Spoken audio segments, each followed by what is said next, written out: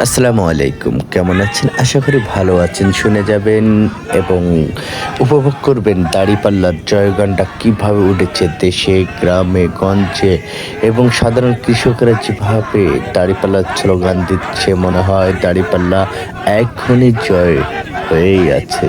শুধু তাই নয়, হিন্দু কাকা-কাকিরা দেখেন কীভাবে তারাও জয়গান দিচ্ছে দাঁড়িপাল্লার।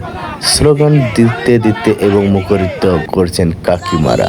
দেখেন এবং শুধু তাই নয়, চাঞ্চল্যকর ঘটনা আরও একটি আছে।